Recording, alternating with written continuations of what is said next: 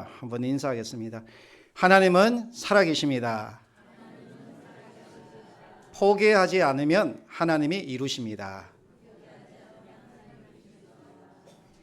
오늘 본문에 보면 아버지에게 두 아들이 있었습니다. 하루는 둘째 아들이 아버지에게 와서는 자기에게 돌아올 재산을 달라 합니다. 아버지, 나도 나의 인생이 있습니다. 이제 아버지의 간섭을 받고 싶지 않습니다. 이제 나도 성인이 되었습니다. 자유롭게 마음껏 살고 싶습니다. 아들의 말은 단호했습니다. 아버지가 무슨 말을 해도 듣지 않겠다는 태도입니다. 아버지는 그런 아들의 태도를 보고 더 이상 붙잡아 둘 수 없었습니다. 아버지는 아들의 선택이 잘못되었다는 것을 알고 있습니다. 그러나 아들이 스스로 깨닫고 돌아오기를 원했습니다. 하나님은 우리가 스스로 마음의 문을 열고 하나님께로 나오기까지 기다리고 있다는 사실을 여러분 알고 있습니까? 하나님은 우리는 포기하지만 하나님은 결단코 우리를 포기하지 않으시고 사랑하시되 끝까지 자기의 목숨을 주기까지 사랑한다는 사실을 알고 있습니까? 아버지는 두 아들을 불렀어요. 그리고 각각 재산을 나누어 줍니다. 재산 상속 요구는 둘째 아들이 했는데 아버지는 왜 두 아들을 불러서 재산을 각각 나누어 주었을까요? 정답은 삐질까 봐. 사람은 잘 삐집니다. 우리가 결혼해 보면 남편도 잘 삐지고 아내도 잘 삐집니다. 자기를 사랑하지 않는다고 생각하죠. 근데 사람은 참 연약해요. 작은 것에도 차별받는 걸 엄청 싫어합니다. 차별받으면 자신을 무시한다 생각하죠. 상처를 입습니다. 사랑은요, 차별하지 않는 거예요. 저도 세 아들이 있는데 이 아들을 차별하지 않고 똑같이 사랑하려고 노력합니다. 둘째 아들은 며칠이 안 되어 아버지께 받은 재산을 다 돈으로 바꾸었습니다. 그리고 제가 볼 때는 아버지께 인사도 하지 않고 먼 외국 땅으로 떠나버렸어요. 아들은 아버지를 떠나는 것이 자유다. 나도 자유롭게 살고 싶다고 이렇게 생각을 했습니다. 아버지 없이도 나에게는 충분한 돈이 있어. 나에게는 건강이 있잖아. 나에게는 꿈이 있어. 하고는 아버지를 떠나간 거예요. 그런데 여러분, 돈과 건강이 여러분을 지켜준다고 생각하십니까? 돈 있고 건강하면 여러분 행복할 수 있다고 생각하십니까? 한동안 아들도 이렇게 생각했던 것 같아요. 그래서 그는 참 바쁘게 살았습니다. 아버지 없이 사는 것이 참 자유로웠습니다. 죄 짓고 싶은 대로 죄를 짓고 그 돈을 가지고 친구들도 사귀고 그리고 허랑방탕하게 살았습니다. 여기서 허랑방탕하게 살았다는 것은 재물과 건강을 아끼지 않고 그렇게 뿌리면서 살았다는 거예요. 이렇게 하나님을 떠난 인간은 감사를, 은혜를 잊어버리고 살아갑니다. 아버지를 떠난 아들은 행복했습니다. 그리고 궁핍한 많은 친구들도 사귀었습니다. 좋은 집도 있었고요. 좋은 차도, 옷도, 음식도 먹으면서 살았습니다. 그런데 어느 날이었어요. 자신의 초라하고 궁핍한 자신을 발견하고 놀랍니다. 왜 내가 초라하지? 내가 왜 병들었을까? 나는 건강했는데? 나는 왜 가난해졌을까? 나는 부유했는데? 아들은 재산을 다 탕진해 버렸던 거예요. 돈이 떨어진 거예요. 아들은 가난을 모르고 살았습니다. 자신은 늘 건강하고 부유하다라고 생각했습니다. 제가 어릴 때에는 이 보도블록이나 아스팔트가 없었습니다. 흙길이었어요. 흙을 만지면서 저는 자랐습니다. 흙 속에서 땅 따먹기 놀이를 했죠. 돌을 주워다가 손가락으로 3번 튕겨서 자기 땅으로 돌아오면 그 땅이 자기 것이 되는 게임입니다. 아이들은 많은 땅을 차지했다고 좋아했습니다. 남들보다 더 가졌다고 느끼며 행복해했죠. 그런데 그 땅이 자기의 것이 됩니까? 식사 시간이 되었는데 엄마가 불러요. 얘야, 밥 먹어라. 그러면 어떻게 합니까, 여러분? 발로 그 땅을 다 지우는 거예요. 다 지우고 밥 먹으러 가는 겁니다. 이것이 인생이에요. 인생은 남들보다 더 많이 가져야 하고 남들보다 더 높은 곳에 올라야 한다 생각합니다. 그래서 출세하려고, 성공하려고, 부유해지려고 노력하죠. 여러분, 행복은 소유에 있습니까? 여러분, 행복은 존재 그 자체에 있는 것입니다. 독일의 철학자 에리 프롬이라는 사람이 있습니다. 이 사람은 소유냐 존재냐라는 책을 썼습니다. 그 책에 보면 인간의 삶의 중심은 소유가 아닌 존재 중심이 되어야 한다라고 했습니다. 소유는 무엇인가를 갖고 소유하는 것, 객체인 물건뿐 아니라 건의, 경쟁에 대한 집착도 소유의 한 형태라고 말합니다. 소비 중심의 소유는 결국 인간의 심리 상태를 불안하게 만들고 고립하게 만드는 원인이랍니다. 그 반면 존재의 삶은 현재에 충실하며 주변인들과 우호적인 관계를 맺고 창조적인 생각과 사고를 한다 합니다. 사랑과 자연, 타인에 대한 진정한 공감은 인간을 존재하게 하며 존재 그 자체로 가치 있는 삶을 살게 한다는 거예요. 아들은 자신의 행복은 소유에 있다라고 생각했어요. 재산만 있으면, 건강만 있으면 그 돈이 자신을 행복하게 해줄 거야 라고 생각했어요. 그런데 어느 날이었습니다. 아들은 자신의 존재를 발견하고 놀랐어요. 자신이 가난해졌다는 사실을 받아들일 수가 없었어요. 자신이 병들었다는 사실 앞에 충격을 받게 됩니다. 아들은 자신을 발견했습니다. 마치 거울 앞에 서 있는 자신의 모습을 보게 되면서 두려워합니다. 여러분은 거울 앞에 서면 어떤 생각을 합니까? 거울 앞에서 이렇게 고백해 보세요. 너가 있어 행복해. 하나님이 너를 사랑해. 아들은 비로소 자신이 부족하다는 것을 깨닫게 되었어요. 자신이 연약하다는 것을 알게 되었습니다. 아들은 비로소 자신이 가난한 존재라는 사실을 알게 되었어요. 아들은 정신을 차리고 보니 궁핍해져 있는 자신을 보게 되었어요. 15절에 먼 외국 땅에서 돼지치는 노예처럼 살게 되었고 비참해졌어요. 16절에 아무도 그를 돌보아 주지 않습니다. 삶의 질이 최악의 상태가 되었습니다. 관계도 소유도 삶의 수준도 다 망가졌습니다. 외톨이가 됩니다. 아무도 그를 관심을 갖지 않습니다. 그래서 많은 사람들이 고독사하는 것이 점점 늘어난다고 합니다. 성경은 하나님을 떠난 인간의 상태를 죄라고 합니다. 죄는 인간을 참 비참하게 합니다. 하나님뿐만 아니라 사람으로부터도 단절시키죠. 사람 만나는 걸 두려워하죠. 그래서 홀로 집에 있습니다. 야고보서 1장 15절 말씀에 욕심이 잉태한 즉 죄를 낳고 죄가 장성한 즉 사망을 낳는다라고 했습니다. 로마서 6장 23절에도 죄의 삭은 죽음이다라고 말했습니다. 둘째 아들은 아버지를 떠나 살면 행복해질 줄 알았어요. 아버지를 떠나 살면 그것이 참 자유라고 생각했어요. 행복을 소유에 두고 살아갔습니다. 그런데 재산을 탕진했더니 돼지보다 못한 더 비참한 존재로 전락해 버렸어요. 아무도 자신을 불쌍히 여기지 않았습니다.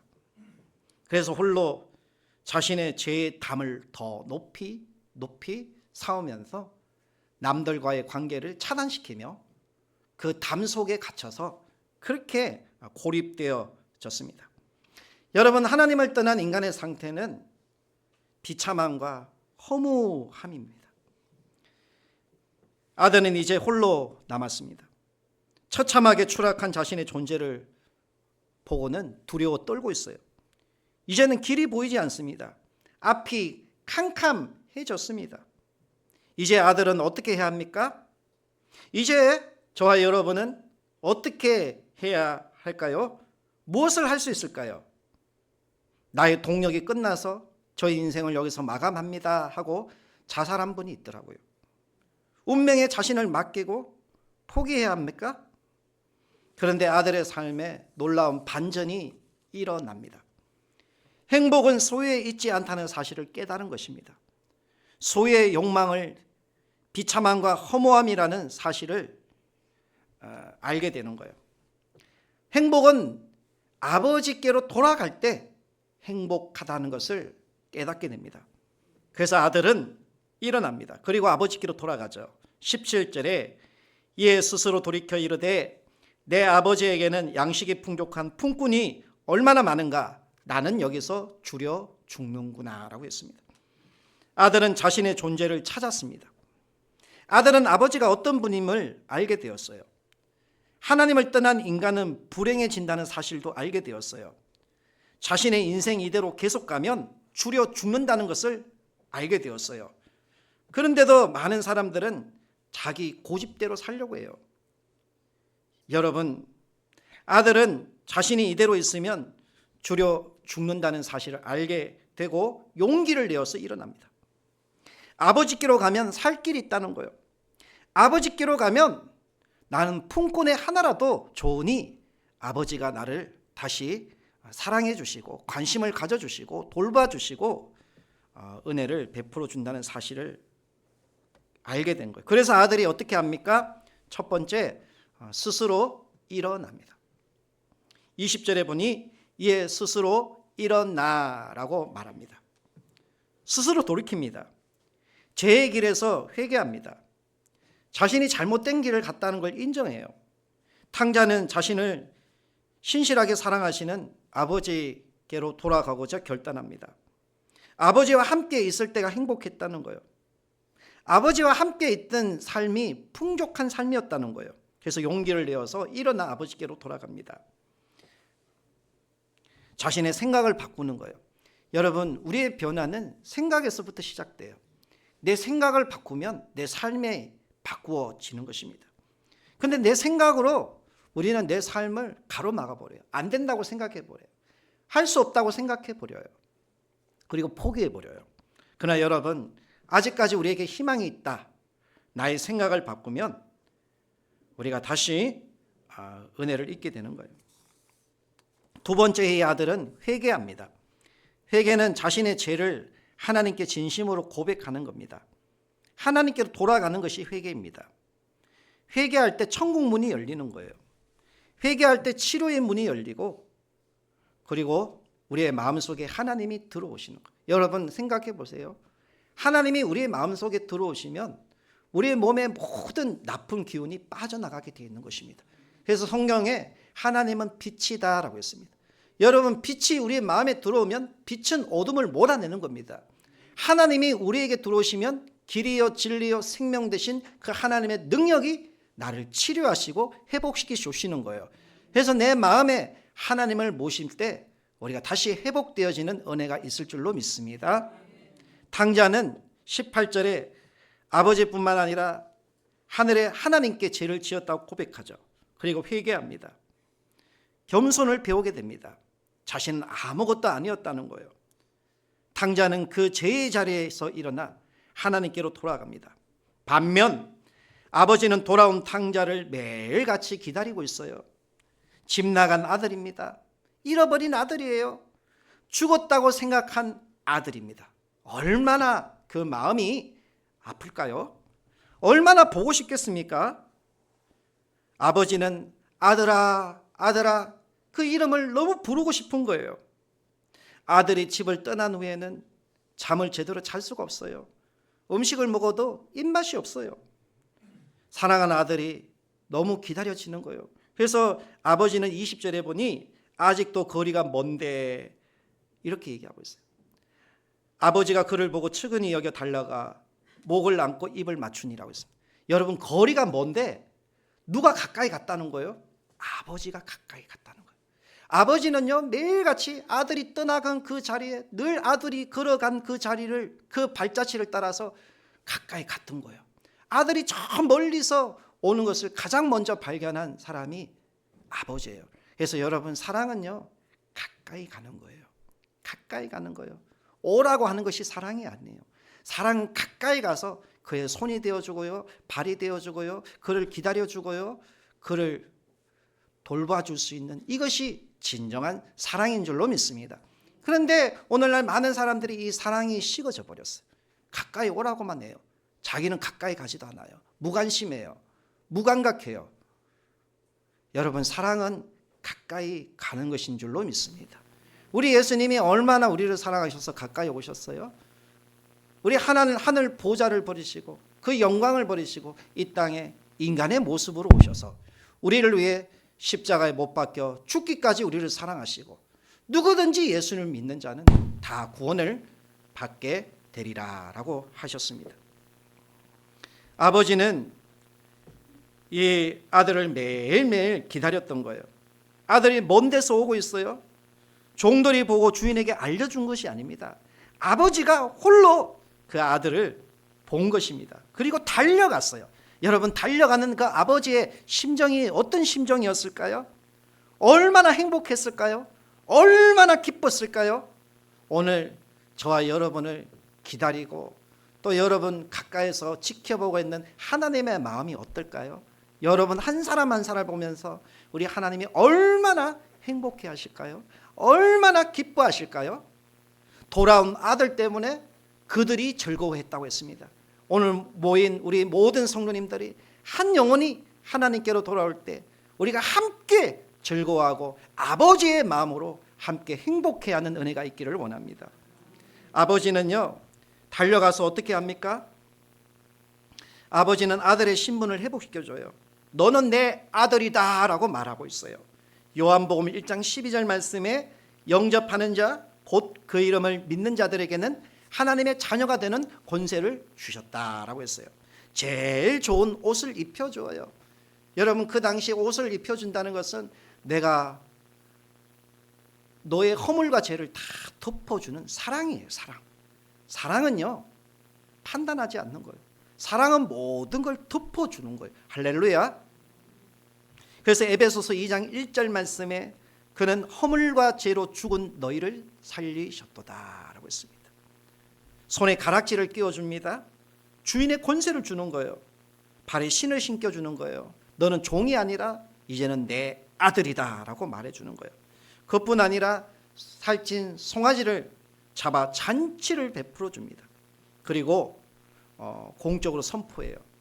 거기 있는 많은 사람들을 다 불러놓고 24절에 이 내 아들은 죽었다가 다시 살아났으며 내가 잃었다가 다시 얻었노라 하니 그들이 즐거워하더라 라고 했습니다.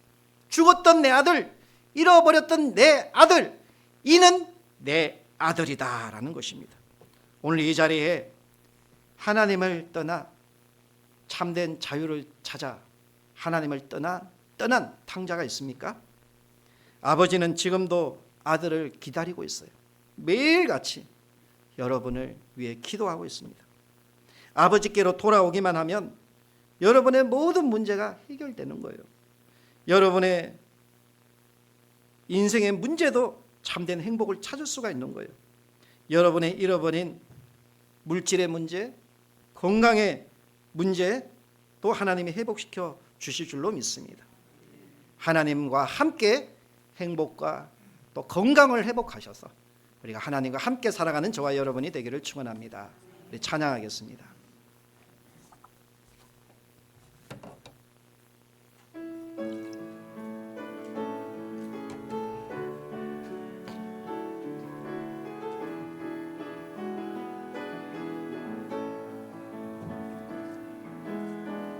하나님 한 번도 나를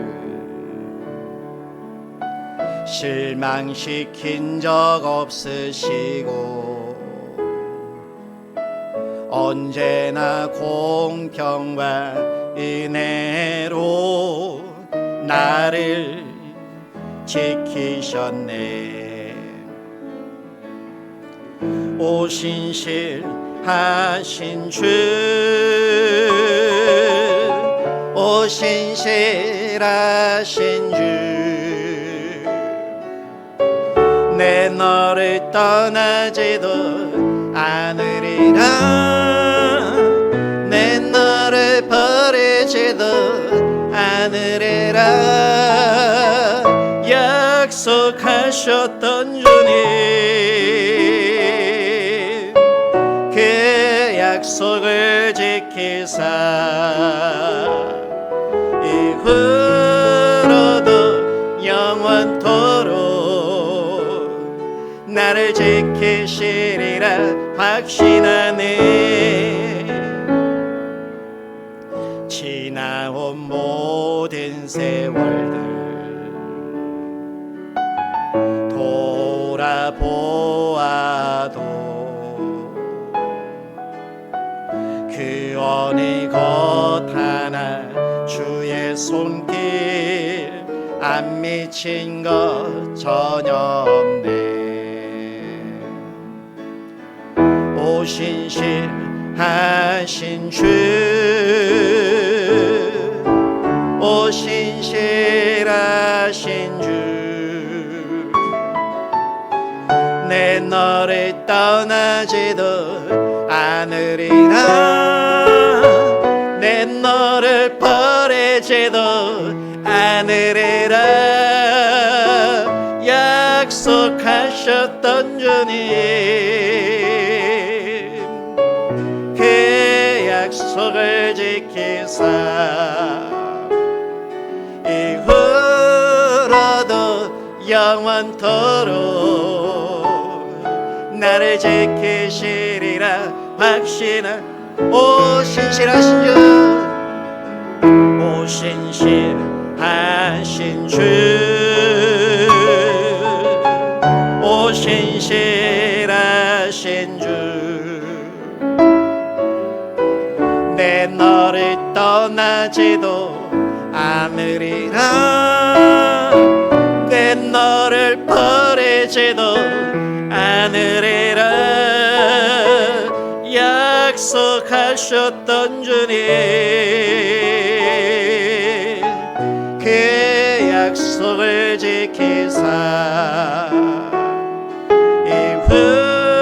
이후로도 영원토록